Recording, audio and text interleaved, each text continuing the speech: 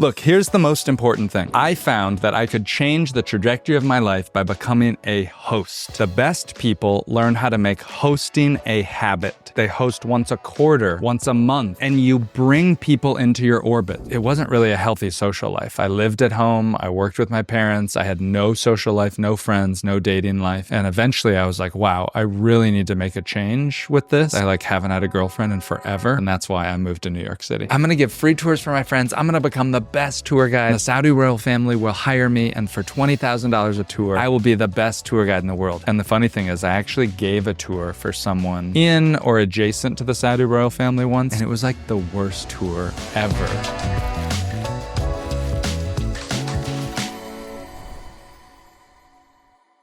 So Nick, how are you doing today? Well, I'm ready to begin our podcast after I have a drink from my Mateina Yerba mate. I love it. So please, wait, is that still a thing? Are you doing that? Yeah. Let's promote it. Let's do it. Okay, good.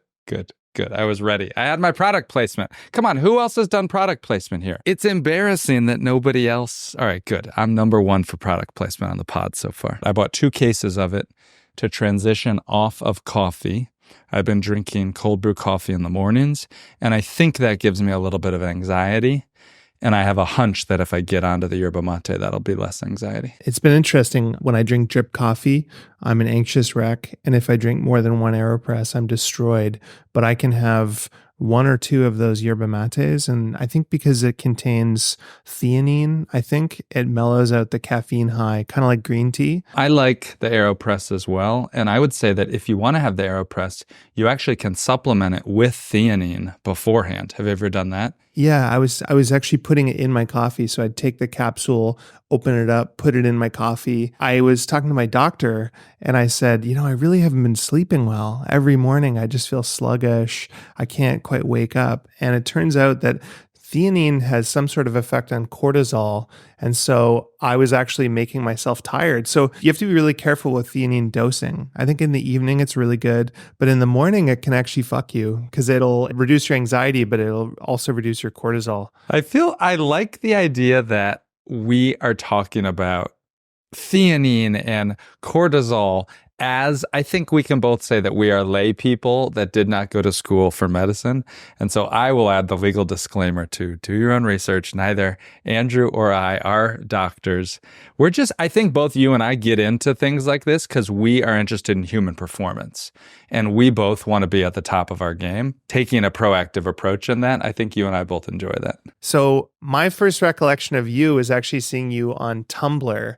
I remember in 2009 or 2010, Tumblr was where the cool kids of the internet hung out. And the coolest kids on Tumblr were you and Zach Klein and Maureen Fishinger and all these Tumblr users. I was a little 18-year-old nerd following all you guys and being oh my God, I have to move to Brooklyn. This looks so cool.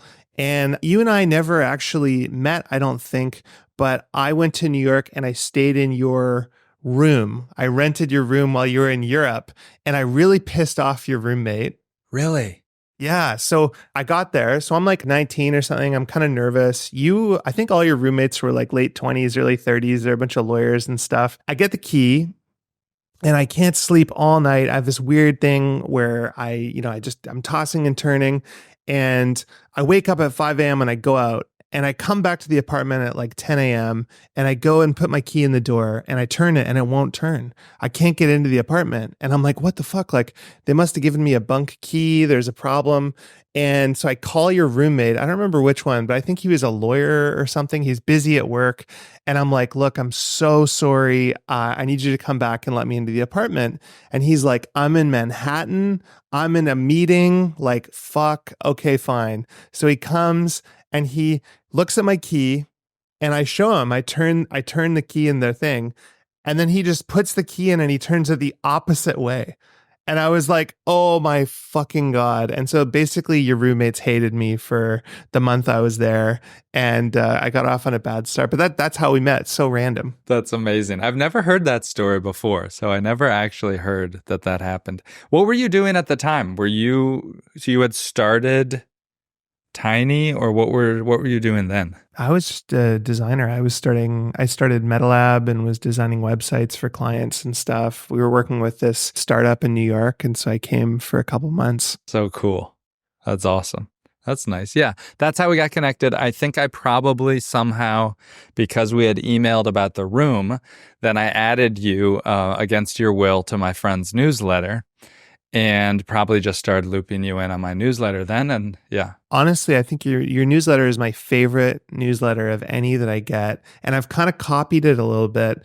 I think it's so interesting. So for those that don't know, Nick has this newsletter where he calls it his friend's newsletter. And he basically provides updates on his life and little hacks and things that he's enjoying. So I remember one was like, you were really into overnight oats and you're like, here's how to make the best overnight oats. Or you were like, hey, I'm wearing these weird 5-finger shoes. Here's a blog post about it. Or it'll be like, I went to Hawaii and here's the best hotel, or here's a tour. I just got really into this newsletter and got so much value out of it. How did you even get to the newsletter in the first place? Like, what is your story? Like, how did you even come to live in New York with all those cool people? Came to live in New York because through a circuitous route, but I've been on the internet for a long time, right? Since, I've probably had a homepage on the internet since 1996. So a very long time. I've been on the internet. I've been publishing on the internet for a long time. And I had friends on the internet. I happened to go to college with the guys who started Vimeo and College Humor, and was very good friends with them, roommates with them. And so sort of ran in those circles a little bit. We were all doing online stuff. I moved to New York because after college, I tried to start a software company. I don't know if I ever told you this. I moved to India to try to start a software company after college. I didn't have very much money. And I was like, I'm going to bootstrap this. I figured my dollar would go a lot farther in India where I could hire more people. And so I tried to go to India to hire people. It was a terrible failure. I hired 2 people who weren't even in India. One of them was in Boston. The other guy was in Poland. And I was in India. It was a very bad thing. But the software project was at the time, do you remember AOL Instant Messenger? Yeah, I loved it. And did you ever use away messages? Yeah. I wrote a software program that would scrape all of my friends' away messages and display them into one dashboard. So at any one time, I could see them, and then it would scrape the old away messages and turn them into like tweets so I could read all their old away messages. So it was this huge data scraping operation, and college kids liked it, but could never really figure out how to monetize it. This was 2004, 2005. And I moved back home, and my dad was starting a company in the basement of our house, and I helped him hire his first employees and do a little bit of marketing. And what I thought would just be a few months of getting back on my feet after my software project failure, that turned into several years as we grew the company. But it wasn't really a healthy social life. I lived at home. I worked with my parents. I had no social life, no friends, no dating life.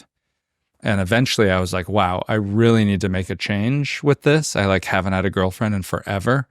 And I was like, I need to move to a place where I can have friends my age and a social life. And that's why I moved to New York City. That's so cool. And so when you were living in New York, what were you doing there? Like for work, were you still working with your family? Yes, still working with the family business, running a lot of our sales over in Europe. So it was a remote job that I could work flexibly.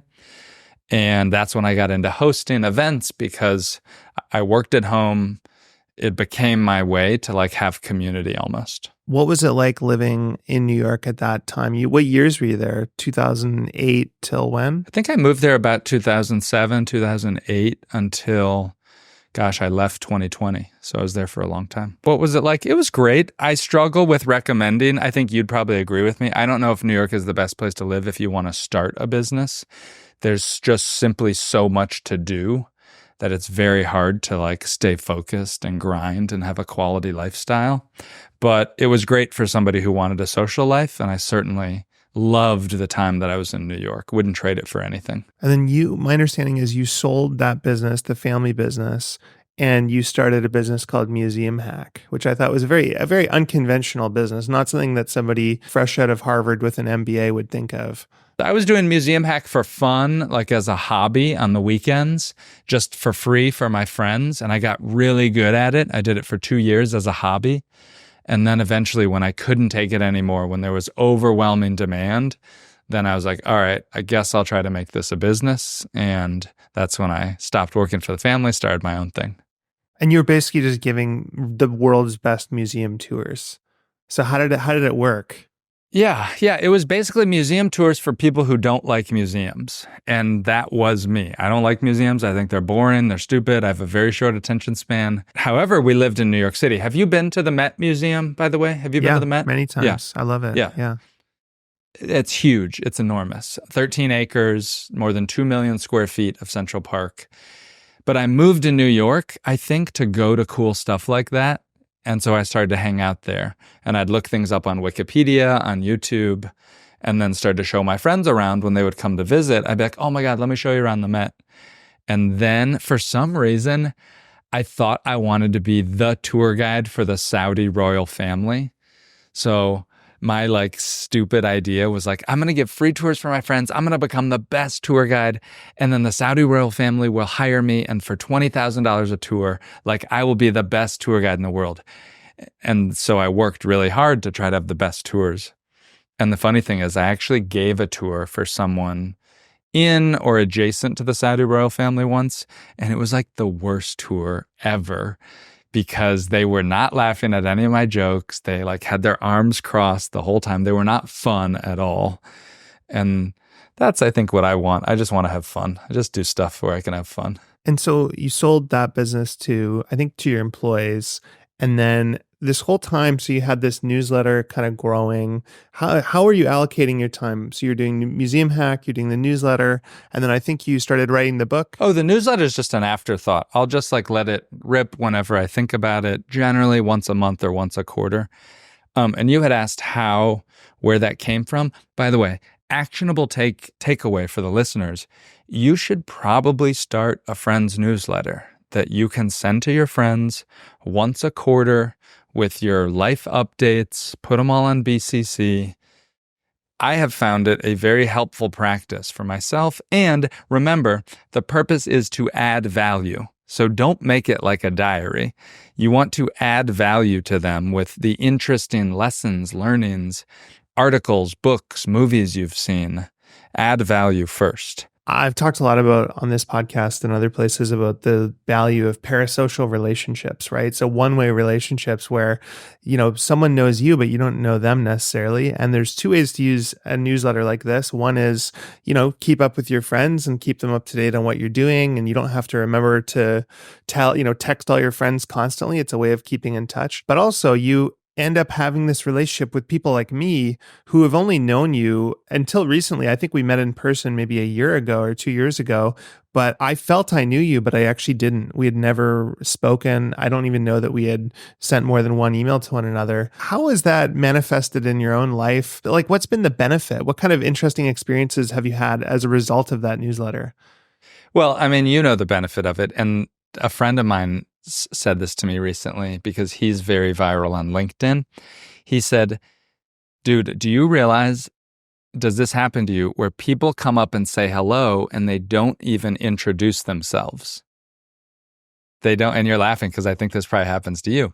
You've never met this person before. You have no clue who they are, but they don't even say their name. And sometimes you have to be like, I'm sorry, what was your name? Remind me, how do we know each other? Which, by the way, I don't feel guilty or bad about saying ever. What's your name? Remind me what we're talking about. How did we meet? And I'll be very direct with people about that. Yeah, what are the benefits of the parasocial stuff? I think that, it just paves the way for social interactions, for investing, for business, for other things when your reputation precedes you a little bit. More people know me and recognize me. It makes things easier to attend stuff. It's fame. And there's a lot. It's a very small piece of fame. It's a tiny piece of fame in a very weird circle, but it is largely good and positive. Okay, so you have that newsletter, and then you also wrote this book, which I thought was really interesting, and it's called The 2-Hour Cocktail Party. It's how to host an amazing event, basically, where you connect a bunch of people. And I was lucky enough, when we were in Austin, you hosted an event for me and Sam Parr and a few other people, and it was so cool. I feel like whenever I go to these events, I get stuck in a conversation pit. and I end up having a lot of small talk, and I also don't know who's there. And so I remember you got all of us into a circle and you said, "What do you do? What do you do? What do you do?" over and over again to every single person. So I knew who's in the room.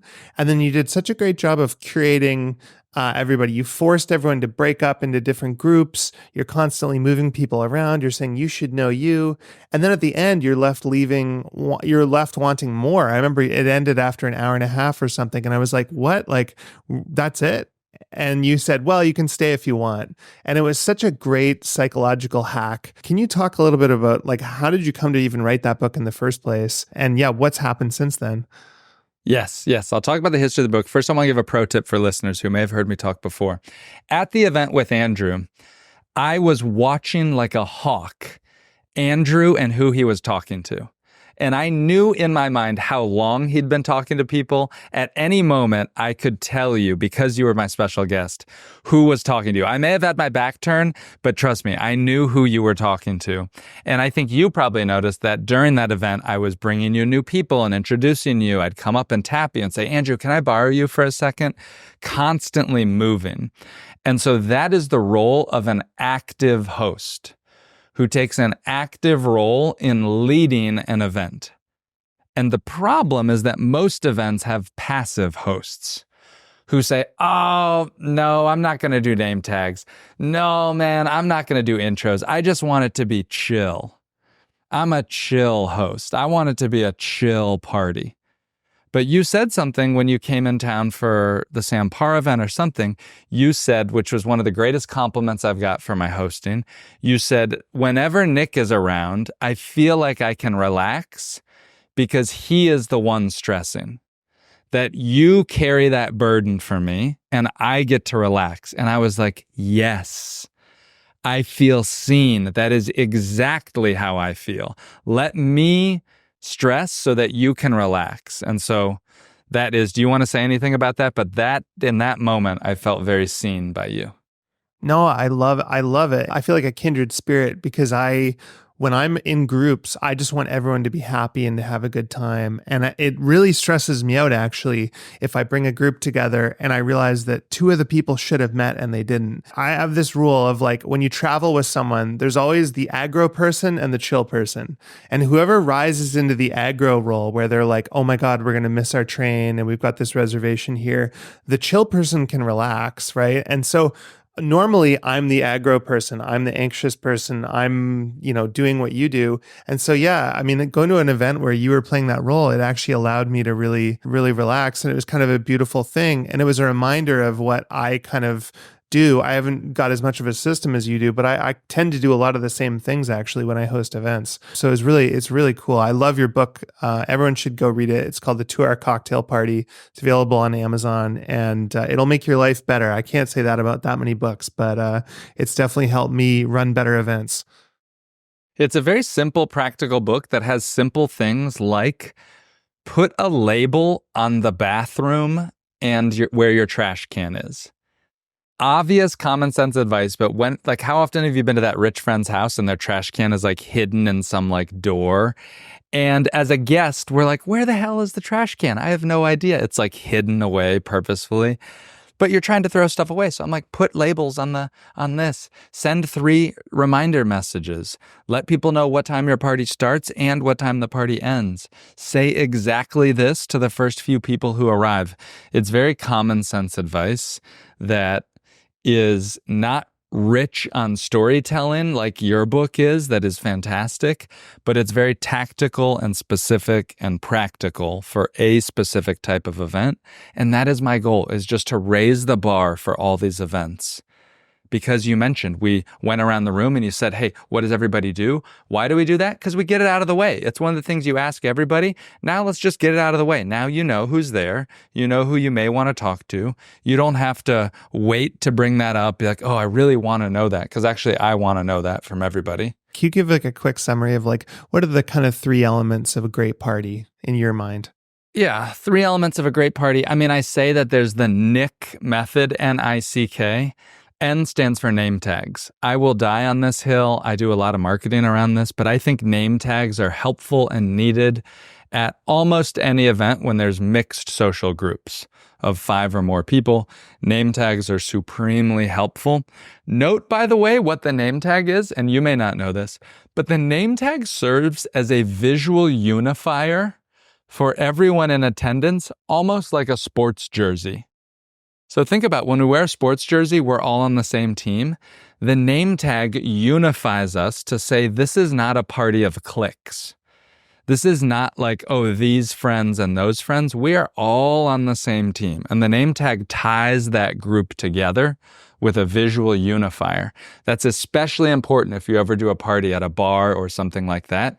You need to know the jerseys of who's on the team. So Nick, N.I.C.K, name tags is N. I stands for intros or icebreakers. More and more, I'm calling them intros instead of icebreakers because of the negative reaction to the word icebreaker. But just doing a round of intros not only helps create new conversations, but it also helps end the conversations. Because a guess that I would have about Andrew is that he's too nice to say, I've had enough. I'm going to go meet somebody else now. Most people will not do that. And so as a host, when you lead a round of intros, it actually serves as a breaking point to let people break and then they can reform later. N.I.C. C stands for cocktails or mocktails only. Do not over-index on food.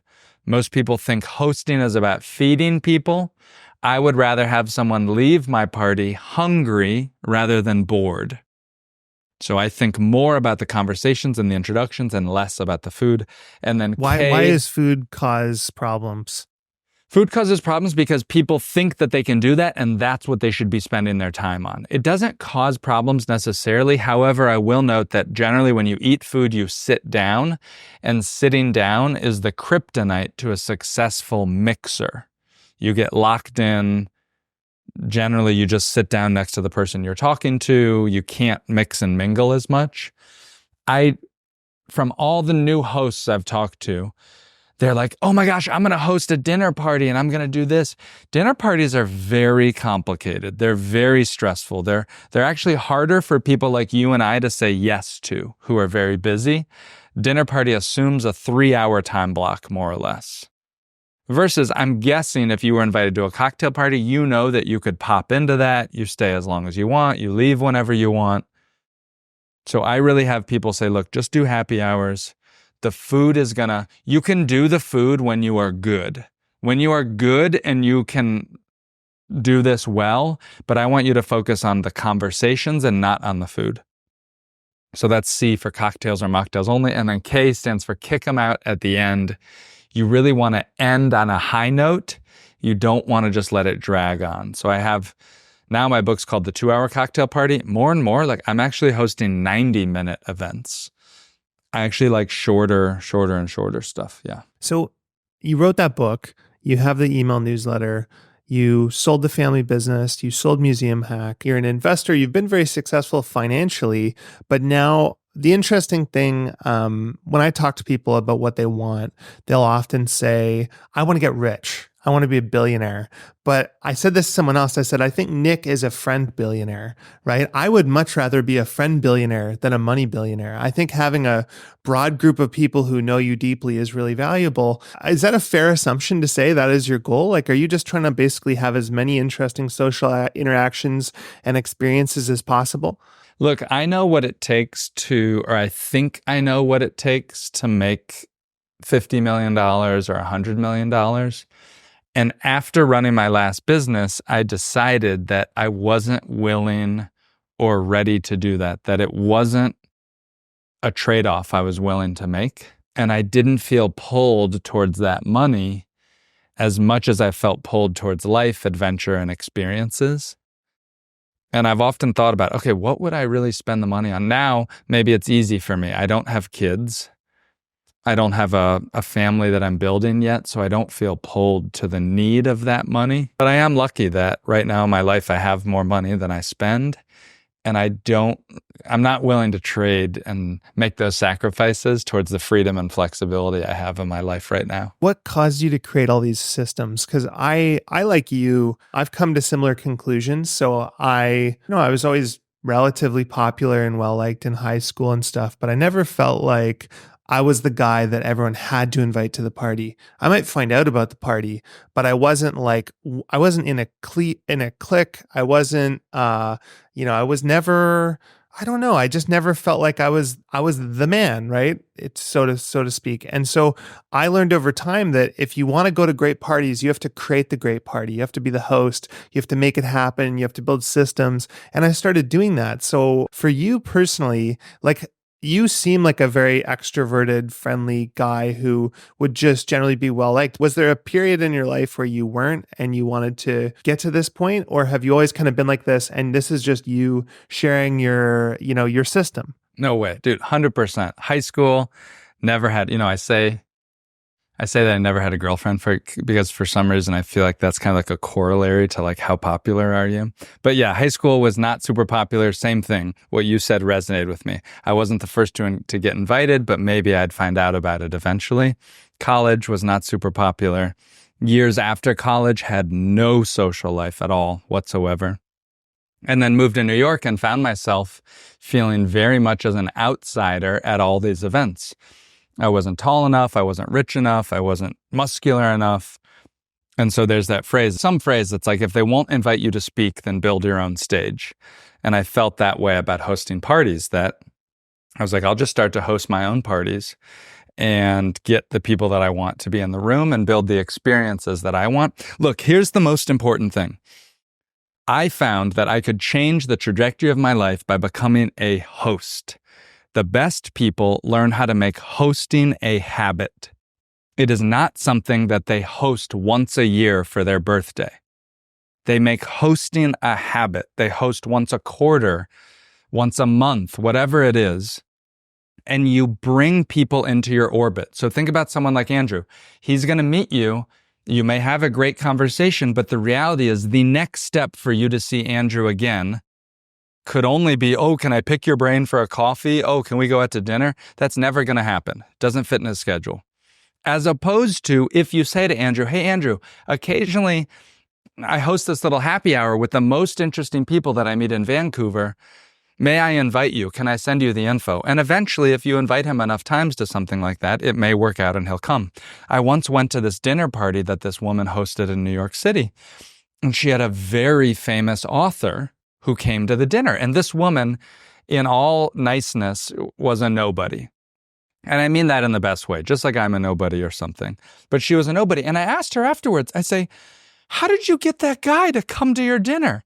And she said, well, I just invited him. And after about 7 invitations, it finally worked out.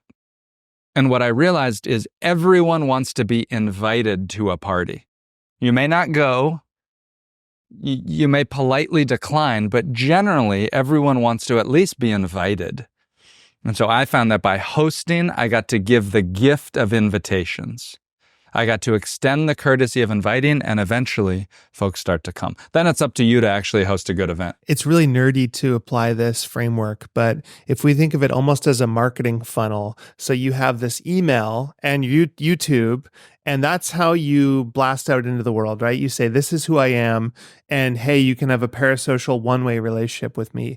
Then you get people who are interested in knowing you.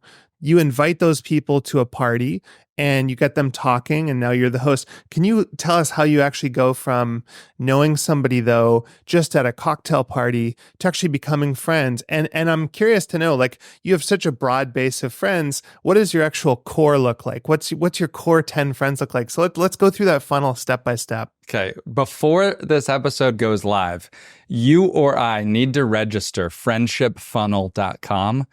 Because when you said friend billionaire, somebody snapped it up. And I still don't know who got it, but I want it. I feel like that's my domain name. You got it, dude. That's the best one-liner. I think you should write a book called Friend Billionaire. And I'm dead serious. Like, I'll help you write it or something. Like, it's such a good moniker. That friendship funnel is very real. And I tell people, you should go through life collecting interesting people. Have a great interaction at Trader Joe's. Tell the person, hey, eventually I'm going to host a happy hour for some interesting people in town. I'd love to invite you. may I have your info? Can I invite you? Note, by the way, the words I'm using. Can I invite you? Not do you want to come? Can I invite you is an easy yes. Do you want to come is like, it's a commitment. It's a little bit personal versus can I invite you? Totally. Everybody always says yes. It's an easy way.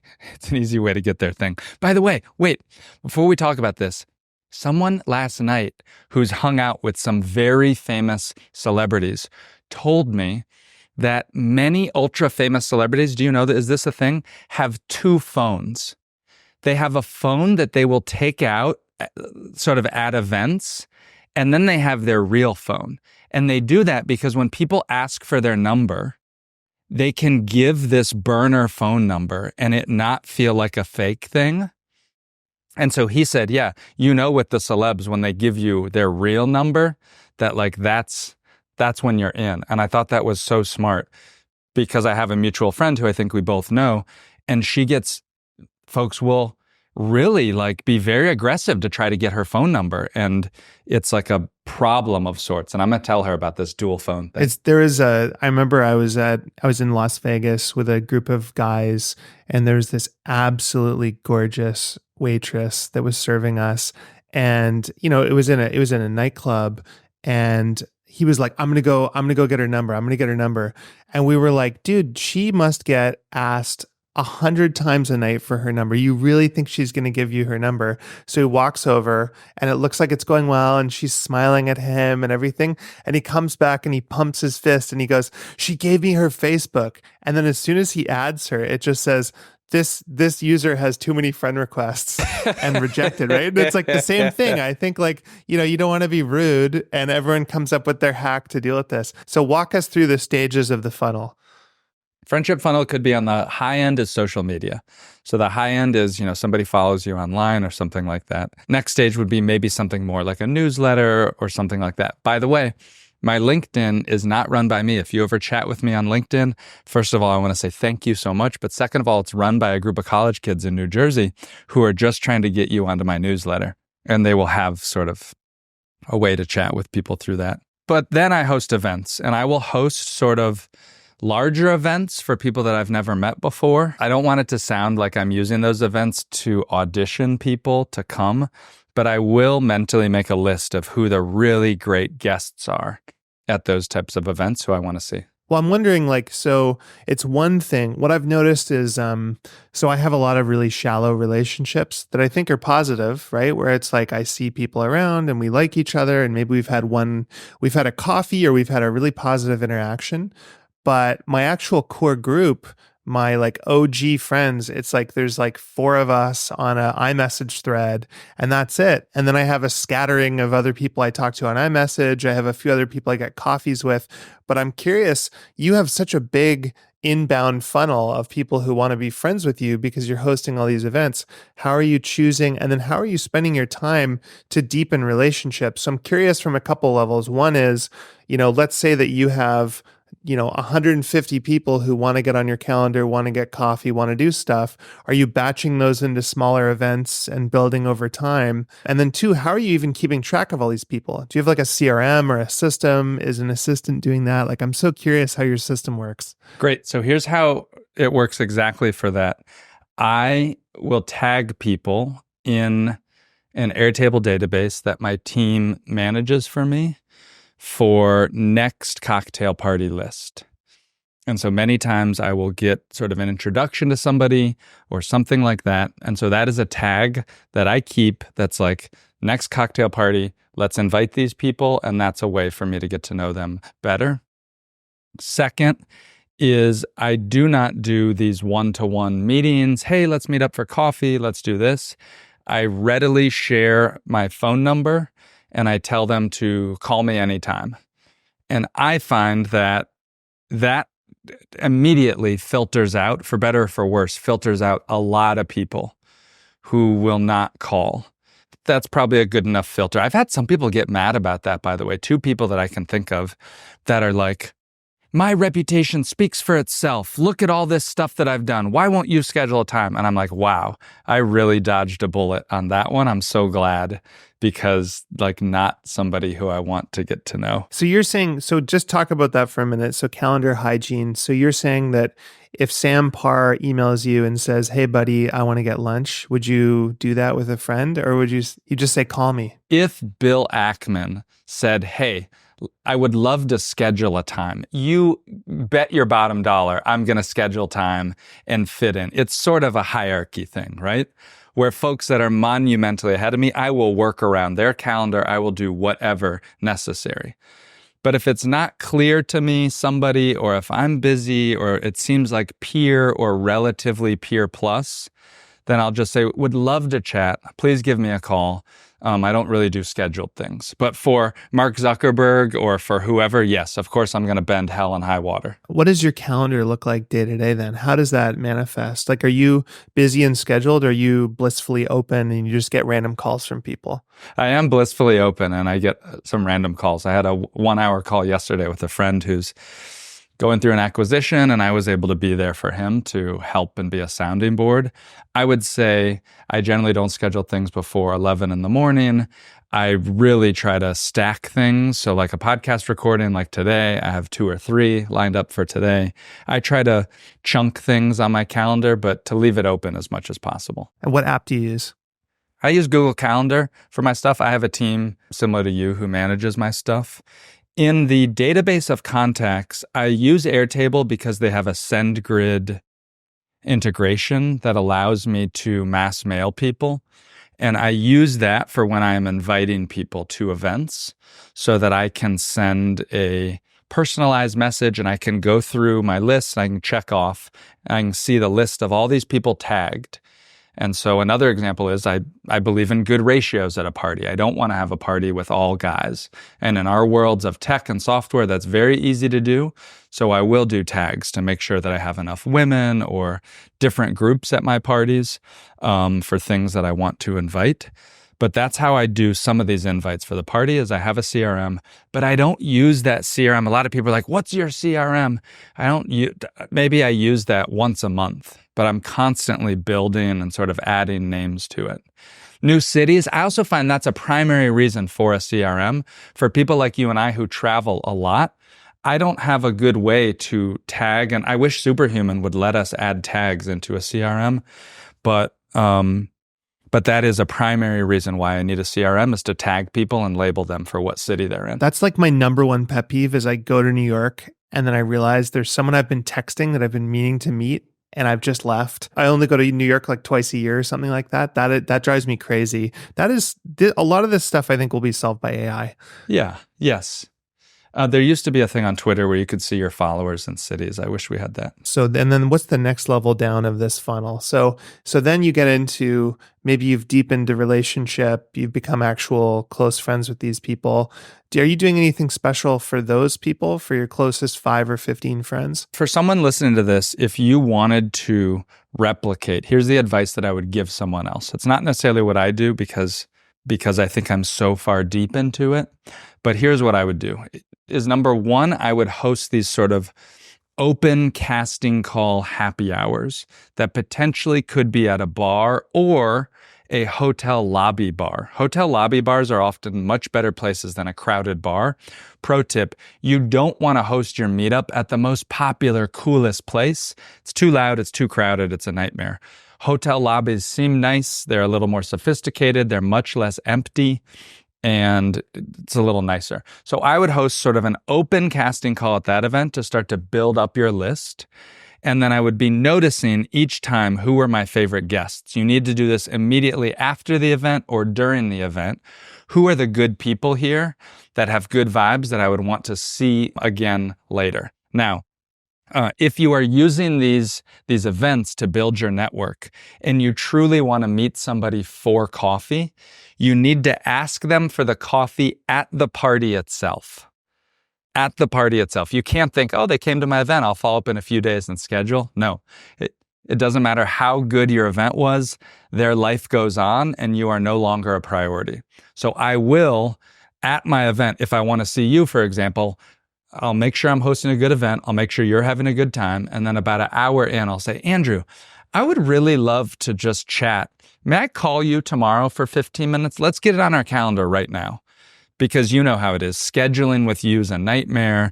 Back and forth, put it in. It's not a priority, blah, blah, blah. Versus if you're in front of me, then that's what I will do. So I tell people that if you're using these events for lead generation or making new friends, whatever, schedule the next follow-up meeting at the event itself. So your next question is, what goes down in the funnel? Now that I know who the good people are, who I want to kind of connect with, potentially then you could do a 5-person dinner, maybe like out at a restaurant. And you should know hosting dinners is an art, and so you should think a little bit about that. But then you could host something like a dinner for 5 people. Generally, though, I find that a good way to keep and build relationships is just to invite people to things. Maybe there's a movie that's out right now that you want to go to. Well, now you have a list of people who you can invite to go see that movie. Maybe it's an art show, maybe it's a gathering, maybe it's something fun. Just keep inviting people to things, and that will keep you top of mind on their list, that maybe they will then invite you to something. That's the best advice that I have as far as how you would build good relationships. I'll use that as an example with Sam Parr. When I wanted to build a relationship with Sam, there's a million people trying to get into Sam's calendar. I know New York very well. And so I made it a point to invite him to things that he would think were cool and interesting so that I could build a relationship with him. That's really cool. And what about people that say no? So one thing I've observed is there's kind of a magic ratio with friends where if you invite somebody 5 times, you kind of want them to say yes 3 to 4. And I noticed that when somebody says yes 1 out of 5 times, I just stop inviting them. Would you keep inviting them to things if they say no a lot? You know, I've thought a lot about this and I go different ways. At the end of the day, I think it's a me problem and not a them problem. That the reality for someone like you is that you are incredibly busy. And I have texted you and you have not written me back, and I don't take that personally. I know that is, maybe I just didn't send you an interesting message. Maybe it wasn't clear exactly what I was asking for. I think you have to give up a little bit of your ego, and there's no cost to a new network builder to invite people. So I will generally invite people who I want to connect with until they say no, stop inviting me, because the risk reward is so small. It costs me nothing to invite you, and maybe one time it will work out and you will come. I died a bit inside when I heard I didn't respond because I'm a major people pleaser, and I pride myself on I go through text.com every single day and make sure no one's unread, which probably causes me to get way more texts than I should. But I hate that I did that to you. I'm sorry. No, that's totally fine. And in fact, there's no specific moment. And to your credit, you've always been good when I have a specific thing and a question. But you have to give up a little bit of your ego to think like, oh, this person doesn't like me or this. I'll give one small example of that. When I'm going viral on Twitter, I cannot see all of my replies. It is just physically impossible. There's no good way. You probably know this as well, that we miss these replies. Maybe we're standing in line and we try to check our replies. It says 20 plus. You click, and then now you can make your order at the coffee shop, and you move your phone away. Now I've lost all these other messages and replies. And in the past, I would think, oh man, I wrote the best reply to this person. Why didn't they write back? They didn't even like that message. The reality is these people are just very, very, very busy. Yeah, I think you just have to keep showing up. Earlier I was talking about how when you're the host, I can relax. Who are you around? Who's the host for you? When can you relax? Wow, what a great question. I find those moments where I get to be really playful, just have fun. I went out with my friend Cody Sanchez the other night, and she and I have a very nice friendship, and we get to joke and we make to laugh. Who is it for me that hosts that I get to unplug? Ben Casnoka. By chance, do you know Ben? No, I don't. Ben runs Village Global, which is a venture capital firm with Reid Hoffman of LinkedIn. Ben and I show up to our meetings with each other. Our meetings, they're just like friend hangouts. And we both have a list of agenda things. And he'll be like, who wants to start? I'll be like, you go for this one. And he's got boom, boom, boom. He has all these topics.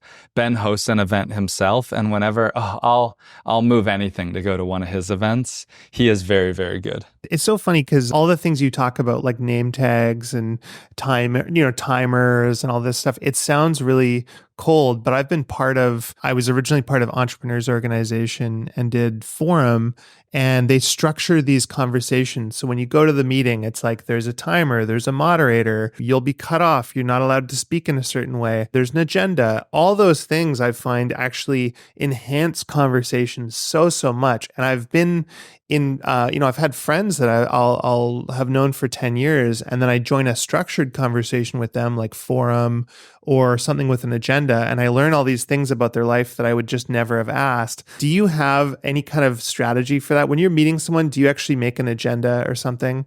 Like, let's say you're meeting me for coffee. Like, I remember when we met, it's kind of like this conversation. I have like 100 things in my brain that I want to ask you about and vice versa. But do you actually prepare? Do you have a method for that? I do. I do prepare and I write down notes. Occasionally I'll make a slideshow. I don't know if I made a slideshow for you. I think you did. You did. And I was like, I loved it. And then the guy I was with was like, who the fuck is this guy? Like, he was like, what is this? Is this guy like selling me something? Like, yeah. It's just making a slideshow. For those things, I will make a little bit. I mean, it's so hard because this works for me.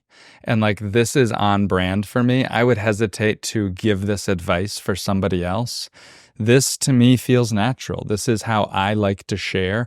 It's kind of like love languages maybe, in that we give in the way that we want to receive. And my love language is acts of service. And it's the way that I show up for people. And it's the way that I like them to show up for me. But yes, I am intentional at people who I want to build a relationship with to try to add value to them. And I think of overwhelmingly trying to add value. Can you speak a little bit of one of the things I find so interesting about you is you will drive people to the airport. So when Chris and I were in town, you said, oh, hey, don't call an Uber.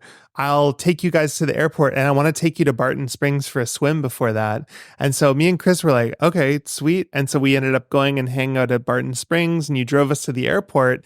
And I just thought it was such a lovely act of service and a nice thing to do and a way for us to connect that would otherwise just be dead time. You know, we would have been sitting in the back of an Uber with a air freshener in our face. Otherwise, can you talk a little bit about that? Because it was such a unique thing that you do. So that is one specific example where the act that I can do is probably 10x better than the alternative. And what I'm competing with is a cold, faceless sort of Uber ride. I think about the same thing as those museum tours that I created a business around. I was competing with a volunteer docent, largely retired, senior citizen who wanted to talk about art and not how people wanted to engage. I truly felt that my tours were 10x better than the alternative. And so those moments when I can show up and be of service to somebody, I'm looking for those moments that I can be 10x better than what their alternative is, and then I will push and I will fight for it. One example is going to Barton Springs, which is a natural spring-fed water pool situation that's here in Austin, Texas.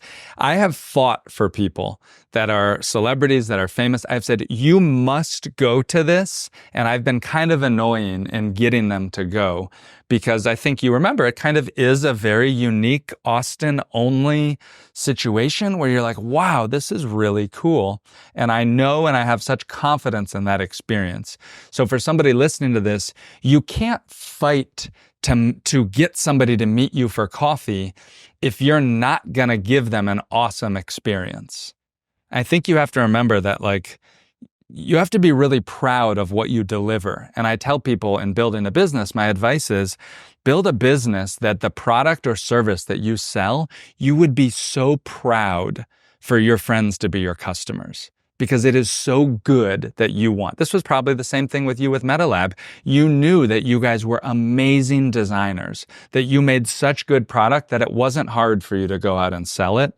And so I think about that with with experiences, with those opportunities that I can create for people, what is going to be sort of the extra mile and more fun? It's even as simple as just like snacks and packing snacks for people. Yeah, you did that with us. And then you also stopped. You said, "Are you guys hungry? There's a great burger place right around the corner." And you took us to the burger place. And it just, everything hit. It's interesting. They say that with dating, you don't want to go for dinner. You don't want to be sitting. You want to go and do an adventure.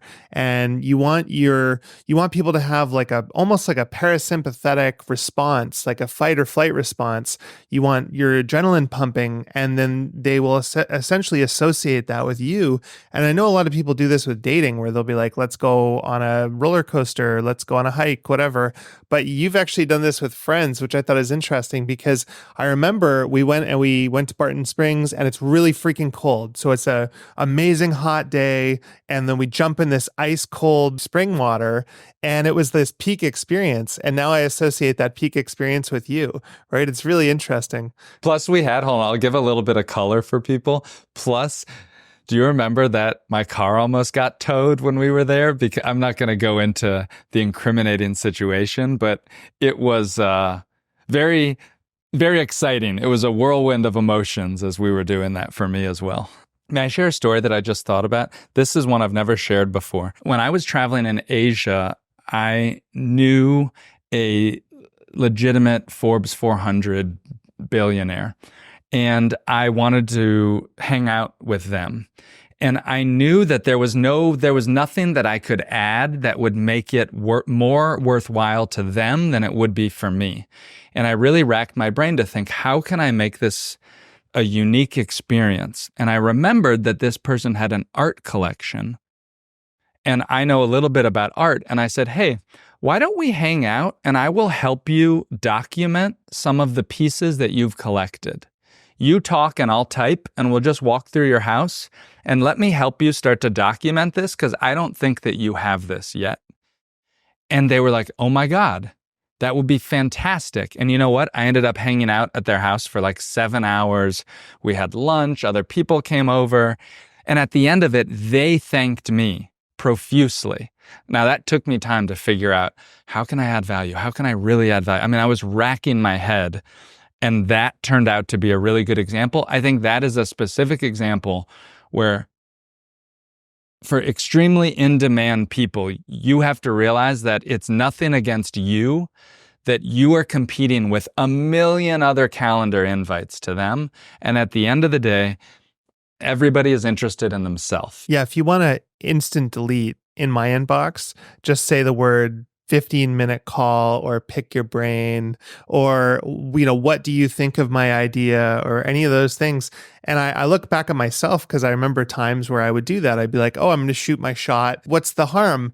But you realize, like, there's no value. What's the offer here? And I know that sounds kind of calculated, but at the same time, it's like, if you think about it, like just you and me being friends, it's like, what's your offer? Well, obviously all these activities, all this other stuff, but actually the offer is, oh, a kindred spirit. You and I think the same, and we like nerding out. We talk about the same stuff, and investing and software and systems and all this stuff.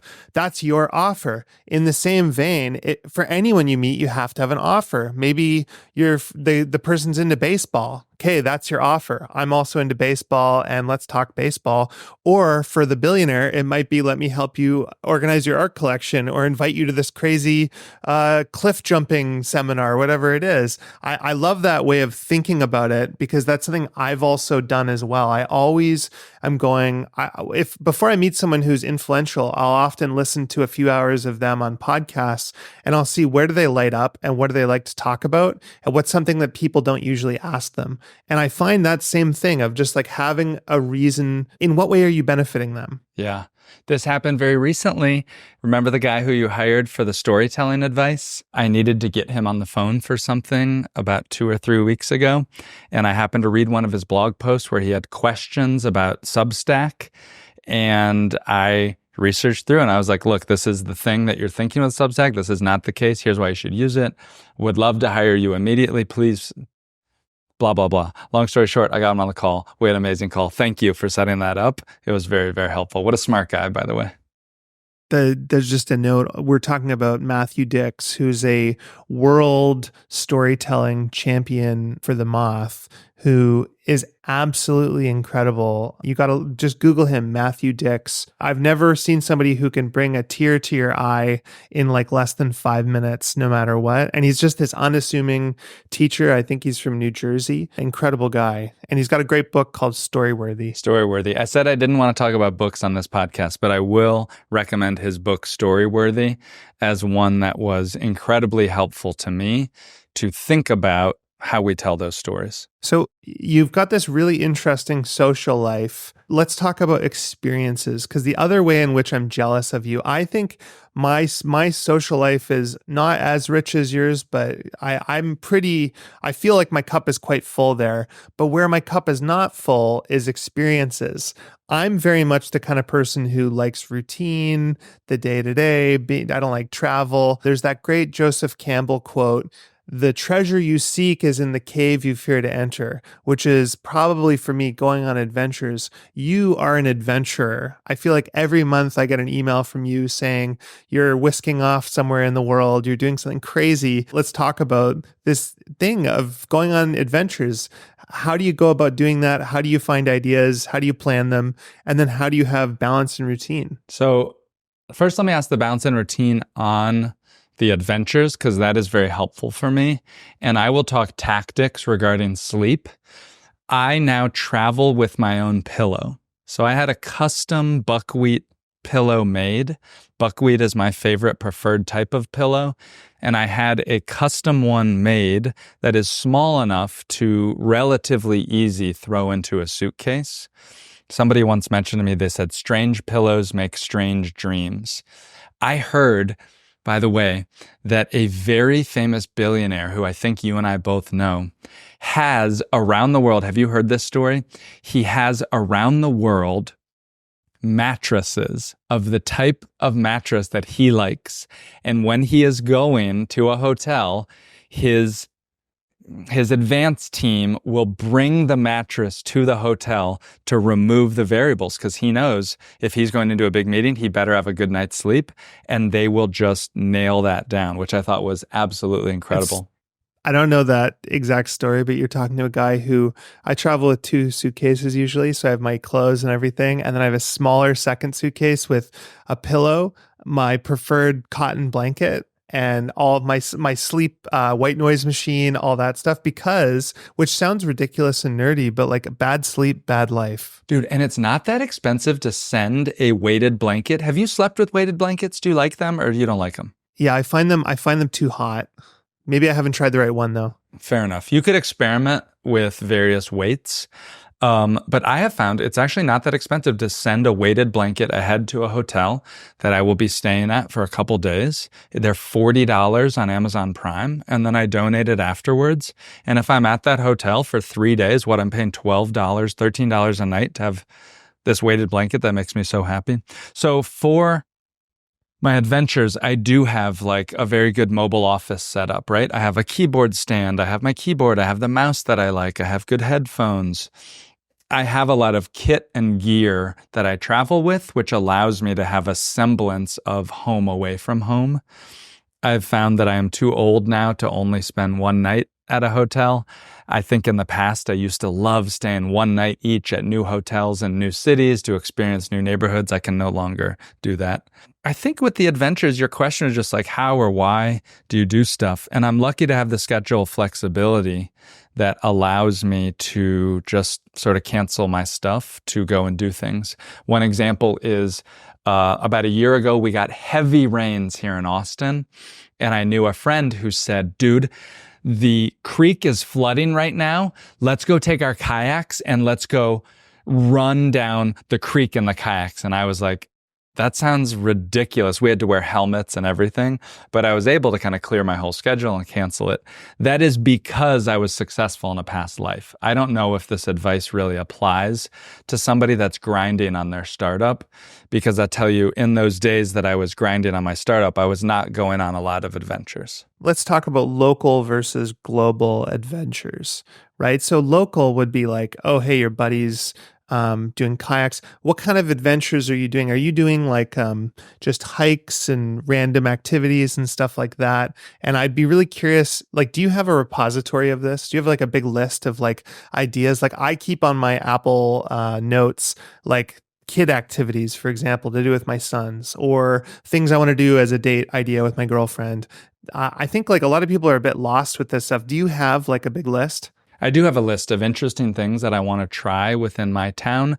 I'll give you one example that I've taken. At the party that you were at, was Ali Abdal there? No, but I actually just did his podcast and he's awesome. I love him. He came to visit and he was at a party that I hosted, and I happened to be going later that night to this adult skate night. Many towns have skating rinks and they will have adult skate night. So I knew which nights that was, and I was like, let's go to an adult skate night. That's a very sort of Americana style experience. So I do know certain things that are kind of interesting.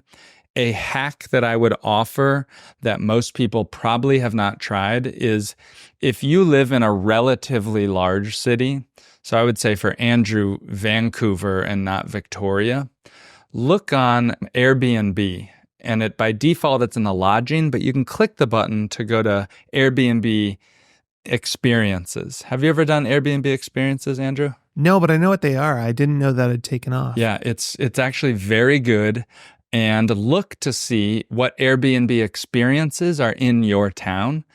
And it's worth paying the $100 or whatever it is to go on one of them and sort of to experience. Another pro tip with those is there is a little bit of grade and score inflation. So I will only book the Airbnb experiences that are like 4.95 and above. So basically like being a tourist in your own town and then getting out nature, sports. I know you rented out a water park at one point. Yeah. Yeah. Oh my God. That was so much fun. So like just doing random stuff and having new experiences. And my understanding is the science and psychology of time is such that if you do different things a lot, you'll actually experience your time as being longer. So I assume that really benefits you from that perspective. Like I'm astounded by the number of new things you might do in a year versus me. I think it's different. I have a lot more freedom and flexibility. I don't want to make you feel bad, but I don't have kids. I have a lot more flexibility and schedule for my time. Recently, I've started writing recaps of my month prior. And it's been very eye-opening to me at times how much stuff I really am doing. And so I am thankful. As close as I am to this experience, well, I'm like, I really don't do that much. When I do the month recap, I'm like, oh my God, I did a lot that month. So yeah. And then global adventures. So I remember when we met in Victoria, you were with your friend Tynan, and you were like, yeah, we're on a cruise ship. We love cruising. That's something we do many times a year. Can you talk a little bit about that? You know, I realize all these experiences I'm talking about, the kayaking with friends, the cruise ship with friends, both of those were things that friends sort of invited and got me into. And both of those people I met through events.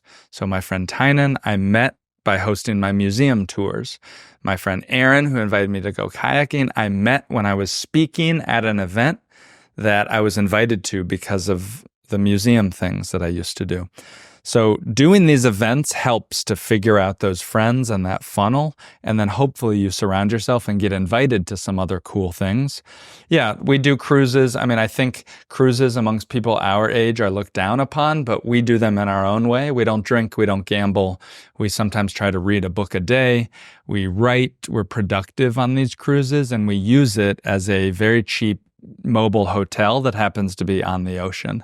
So we think about it a little differently, not like vacation, but as like life plus. How do you look at travel? What are you trying to get out of travel? I look at travel to be able to play a city like an instrument, to be able to feel like I am a little more in the driver's seat, like I can get what I want out of it. I'm booking a trip right now where I have to go to Bali in a couple weeks and I need to do a layover, and I have the choice to either do a layover in Tokyo or in Taipei. And I think I might go to Tokyo so that I can get a little deeper on my knowledge and experience of the city. The ability to travel last minute with one-way tickets has perhaps been the greatest life hack that I can recommend for travel. I never book round trip. I only book one way. It is not that much more expensive. And the feeling and freedom to leave when you are bored or to stay as long as you want is absolutely incredible. So that is one thing that has changed the way that I think about travel. And then one last thing, if you're listening to this and you're like, oh, that works for Nick because he sold his business for this much money.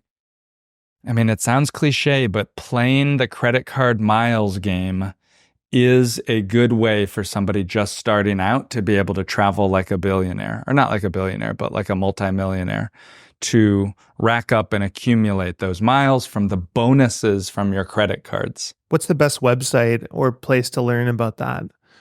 I use a service. It's a concierge service that's $1,000 or $2,000 a year called Mile Method. There are plenty of other ones online that you can find. For this guy, I pay him like $1,500 a year or $2,000, and he tells me exactly which 3 credit cards to sign up for per quarter. It doesn't ding your credit score. I've accumulated over 2 million miles. I use those miles, by the way, because I was in Singapore visiting my friend Nir, and I needed to get home, and the only flight was 180,000 miles, which is ridiculous. That's like a $9,000 worth of points, whatever. But because I had spent all this time to build up the miles, I was able to just pull the trigger and not feel bad about it. And I flew business class from Singapore back to LA, back to Phoenix. It was beautiful. It was great. It's awesome. Can you talk about what it was like to go to Tokyo and have a blind date there? Yeah, I'll talk a little bit about it. I don't want to talk too much about the aftermath to give that some space, but I will say that what was underappreciated by people was how well this went. And it went even better than I wrote about. That, frankly, Andrew, like I think if you and I traveled for 5 days together, by the end of 5 days with just each other, we would be a little bit tired of each other. I don't know. Maybe I'm getting ahead of myself, but I'm a hard person to travel with. We each want our own space. And I was very lucky to find someone, and someone found me who we were able to spend a lot of time together and not get really mad at each other. And so that was really nice. And that was exciting. During the early days, it was pretty overwhelming. I almost said, I'm canceling this. I'm not doing it. This is too much, too stressful. There was just too much response. And I just felt like I was getting these beautiful messages from people, these like 55-year-old widowed women that had found my post and wanted sort of a trip of a lifetime and sending me the most beautiful, amazing emails. And the reality is with so much inbound, I couldn't write back to all of them. And I felt like I just set myself up for something that I couldn't deliver on. So it went totally viral. And I'm assuming you're going to share, I think you posted like an addendum and stuff. But when you say, oh, you're still processing it, or what happened? I'm not still processing it. It's just that what happened was an amazing date. It was exactly as it happened. It was better than it happened. And yet the guy who writes Storyworthy said, your life experiences, you don't want to perfectly tie up the bow. You don't want redemption all the time. And so now I tell you, I was at an event last night. Everybody's asking me about this and kind of personal questions that I live a lot of my life online. And I've been struggling recently with wanting to have that be private, which is ironic because it was my choice to share about it. But some of those questions like, what's happening with you and the girl? Are you going to see her again? Like, I wanted that story to end so I can have my life afterwards. Totally. You guys aren't like some Bachelor contestants or something, and now everyone's staring and seeing, are you guys going to break up or not? I totally get that. That makes a lot of sense. Dude, speaking of the Bachelor stuff, hold on. I'll just say one last thing, is that 400 applicants, at some point it got down to about 5 or 10. And I had some really beautiful conversations with some of these incredible women who I really wanted to invite. And for one reason or another, it didn't work out. And I had to sort of break up with them and tell them that they weren't going to go. And it's like, oh, cry me a fiddle. Nick Gray has to break up with these beautiful women. But it was really kind of emotional, actually. I was like, oh my gosh, how do people do this? It's not for me.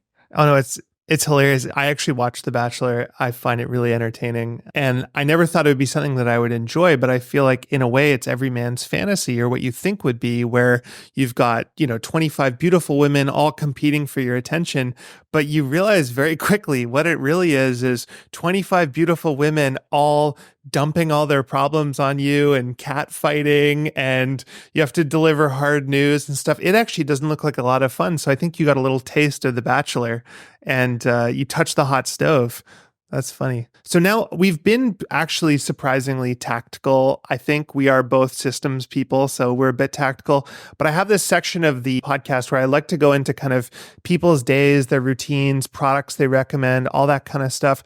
But before we do that, I just want to talk about investing and money. How do you invest your money today? I invest my money today mostly with decisions that I make once and then just set them and forget them. And so I make perhaps one investment decision per year.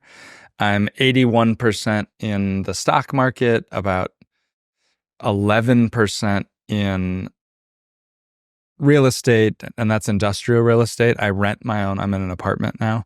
My industrial real estate is like warehouses and boring things like that. And then the rest is cash or something like cash. And yeah, I don't have any good investing advice for people.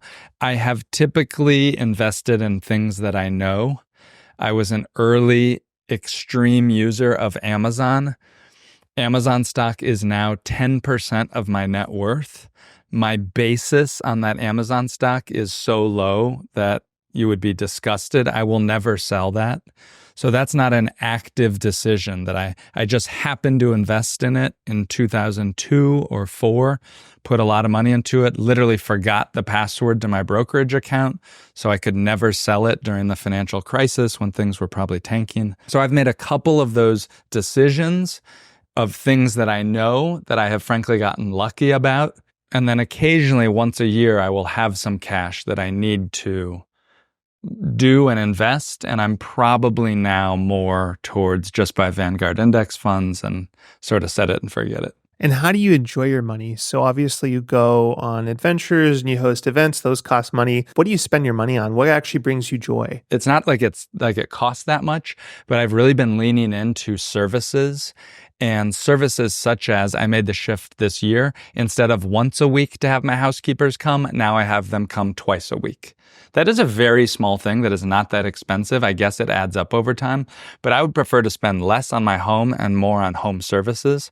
So having my housekeeper come twice a week, I've hired a house manager, which is more sort of advanced household support, such as, maybe I'll go to the grocery store, but then I need that thing to be sorted into my pantry in a really nice way, or I have a ton of packages and boxes that I need help to sort of open up and return, or I need like my closet, all my shirts to be lined up in like a color gradient. And so my house manager, who comes once or twice a week, she helps me with those.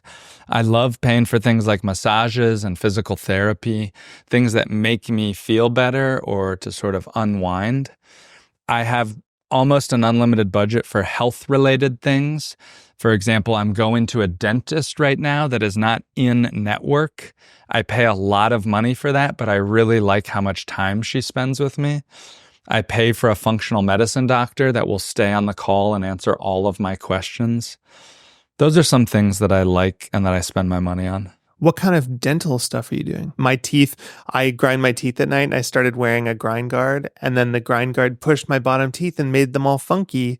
And so now I'm like, I got braces before. I want my beautiful teeth back.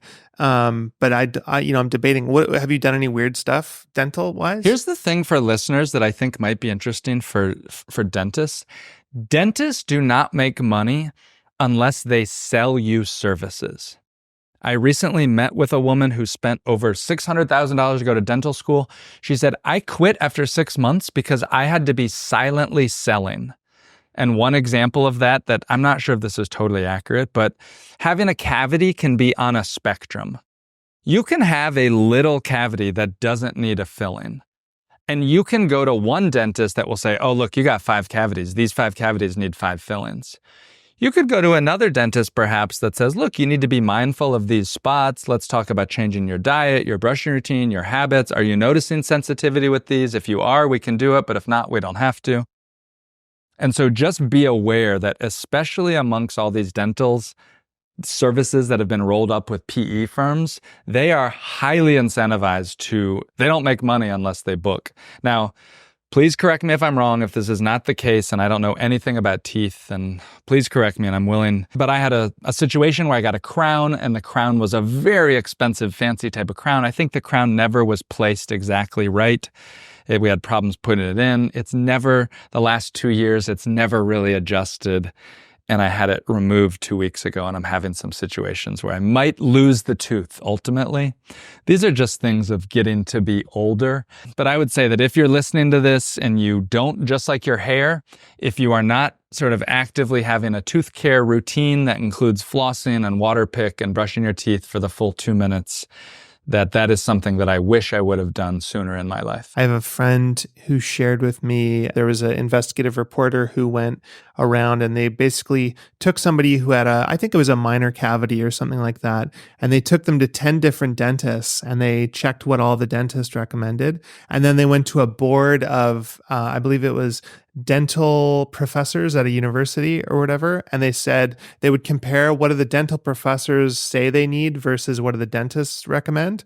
And almost across the board, the dentists recommended everything from a filling to crazy, aesthetic surgeries and all sorts of other stuff. So I agree, you got to really think about the incentive. I'll tell you another story.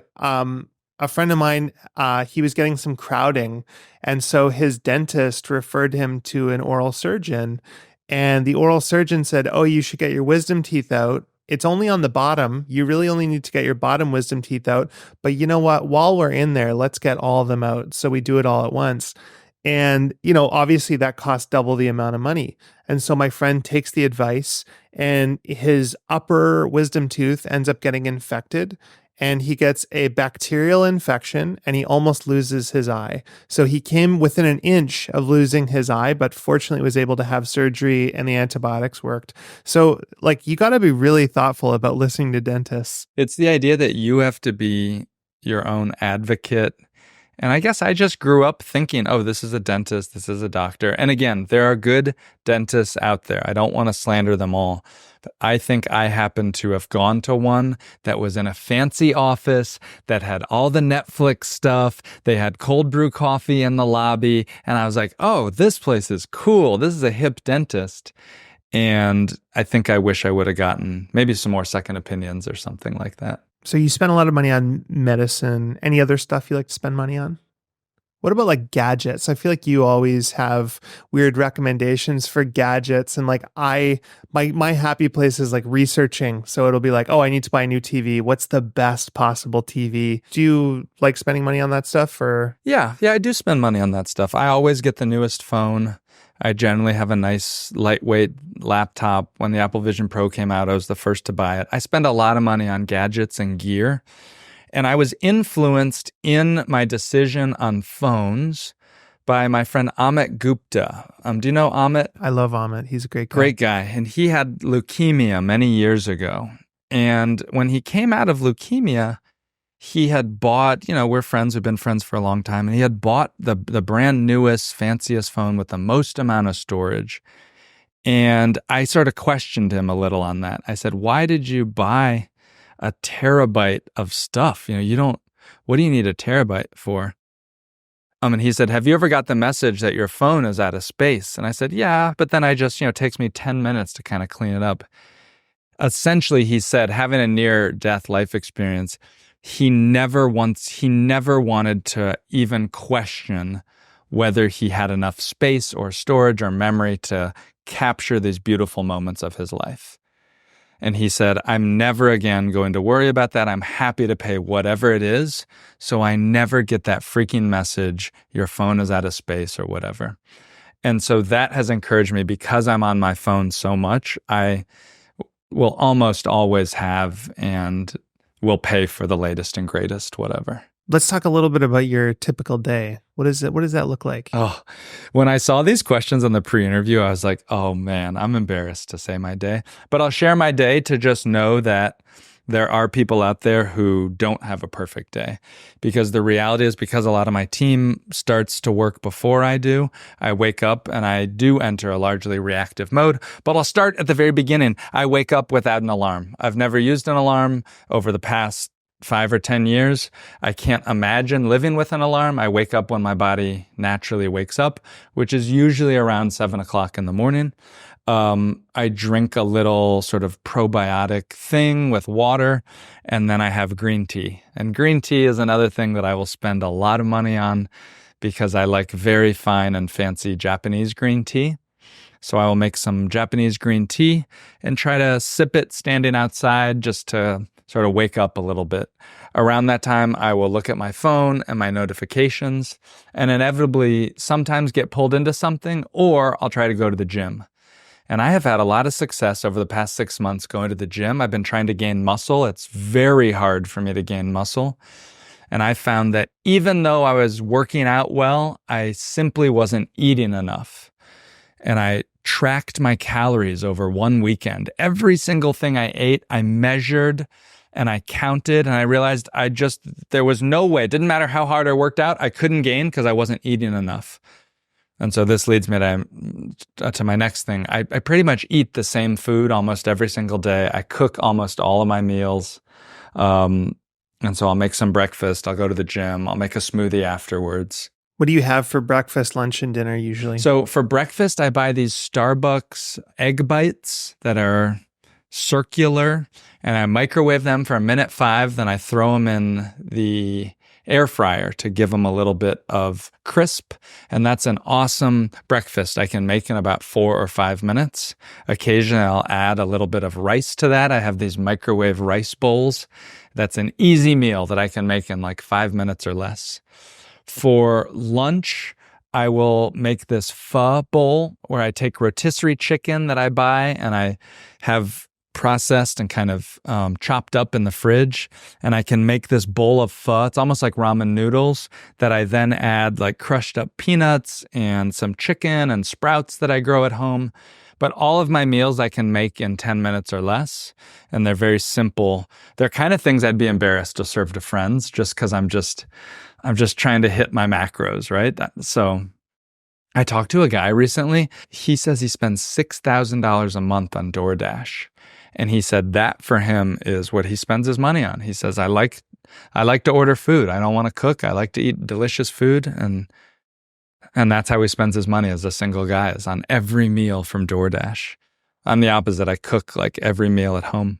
I have meetings and calls during the day. I'm usually trying to write an article or do a video. I'm kind of going through a content creator journey right now myself. And then I'll try to go to an event at night or something. And I host events as well. I went to an event last night. I try to do something every night of sorts. But then, it's so nice when I don't have anything scheduled at night. And maybe I'll be able to get a workout in at night if I didn't in the morning. I wind down around, my schedule's not one to be proud of. Most nights I don't get in bed until 11:30.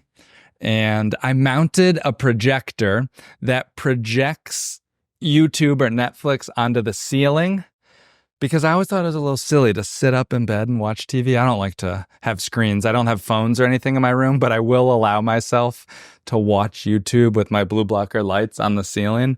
And so I'll watch for like 5 or 15 minutes and inevitably fall asleep. So there's a hack where you don't need to wear the blue blocking lights. If you're using an Apple TV, you can triple tap the accessibility shortcuts, and you can use color tint to make your screen red. So it just removes all the blue. I do that every night. Wow, I had no idea. That could be a game changer. Thank you very much. Huh. Okay, what about productivity? Do you have any systems or tricks for staying productive? I'd love to know, you've got a team. I know you have a bunch of people in the Philippines. What does that team look like? What kind of software do you use, and what systems do you use to work with them? Great. So I'll talk about the team first, because I couldn't live my life without them. I have 4 people who work for me right now. One of them, who's worked with me the longest, she does special projects. Special projects include everything from my various WordPress installations. I have several websites, to complicated things like maybe renewing my global entry or dealing with more advanced things. And so she helps me with those. I have one who manages my calendar and my emails and my LinkedIn, and it's more sort of administrative stuff. Then I have another who's full-time on videos and helping me with short-form videos. And then a fourth one who's sort of like a floater, and she can do a little bit of everything. And we're working to have her trained to fill in when people have to take breaks or they're on holidays or things like that. They help me with that. Systems, I use a lot of, if you could see my desk right now, I have tons of note cards everywhere with little reminders to myself, and I have them taped up around my apartment. When I'm meeting with someone, I'm writing down with a Sharpie on these note cards, and I use these note cards maybe in ways that other people won't. I always have a notebook in my back left pocket where I'm writing things down. I don't have a good system for productivity. Within my team, they use Trello for managing things and things I need to review, but I don't have a great system there. Are you good at managing systems in general, though? Like you mentioned Airtable. I'm always jealous of these people who have these, they use Asana and Airtable and all these tools and they manage them. I admire systems like that, but I'm not a maintainer of them. Do you use anything like that personally? Do you do GTD or any kind of personal productivity system? I think GTD is great, and I think those things are probably really good. I've gone through periods in my life where I've been very successful with them. At this point in my life, I'm more interested in having phone calls and conversations and just finding people. One thing that I do that's unique that maybe not a lot of people do is I have my assistants read my email to me, and I will dictate my responses and replies to them. The actual time that I'm on a computer is very little these days. And that for me, I'll give one example. At night, in order to wind down at night, I'll do what we call in the team a walk and talk. It's exactly what it sounds like. I'll go walk in the neighborhood for an hour late at night, and I'll have my team reply back to messages that I've labeled that we can do on a walk and talk. So I get a lot of messages that require a response from only me, and I will usually respond to them verbally. And so people will get a response from me at like 3 a.m. And that was them like going back over the video call to kind of type in what I said. How did you find this team in the Philippines?